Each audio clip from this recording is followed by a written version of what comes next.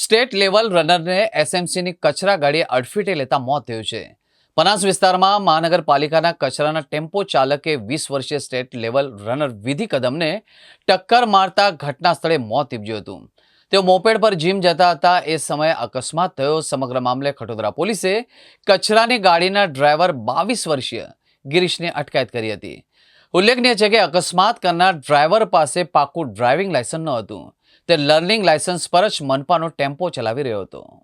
મૂળ મહારાષ્ટ્ર અને સુરતના પનાસ ગામ ખાતે 19 વર્ષીય વિધિ સંતોષભાઈ કદમ પરિવાર સાથે રહેતી હતી. વિધિ હાલ બીકોમના બીજા વર્ષમાં અભ્યાસ કરી રહી છે અને સ્ટેટ લેવલ સુધીની દોડની સ્પર્ધામાં ભાગ લઈ ચૂકી છે. વિધિએ ટૂંકી દોડમાં પણ ઘણા એવોર્ડ મેળવ્યા હતા.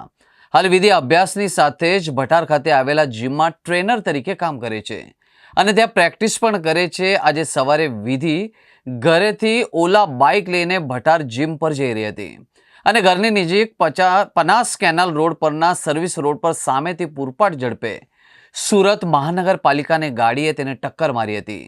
વિધિ રોડ પર પટકાઈ અને માથાના ભાગે તેને ગંભીર ઈજા થતાં તેને તાત્કાલિક નજીકમાં આવેલી ખાનગી હોસ્પિટલમાં ખસેડવામાં આવી હતી.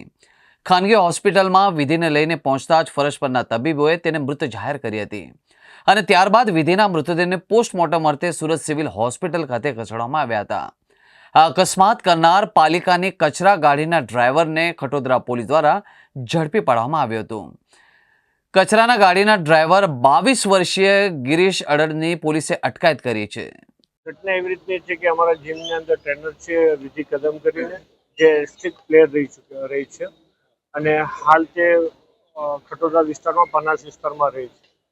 તો સવારે 6:30 વાગે જીમમાં આવતી વખતે એમનો સર્વિસ રોડથી આવતા હતા અને સામેથી એસએમસીનો ટેમ્પો હતો ડોર ટુ ડોર કચરાનો, જેની સાથે સર્વિસ રોડ પર જતા હતા બંને, અને ત્યાં ફિલ્ટર થયું છે. પરિવારમાં કોણ?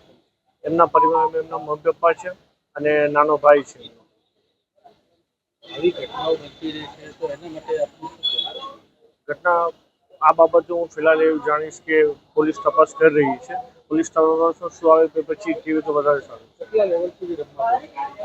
સ્ટેટ લેવલ રમવા જતા હતા અને શોર્ટ શું કહેવાય, ના 100 મીટર્સની શોર્ટ રનિંગમાં રમતા.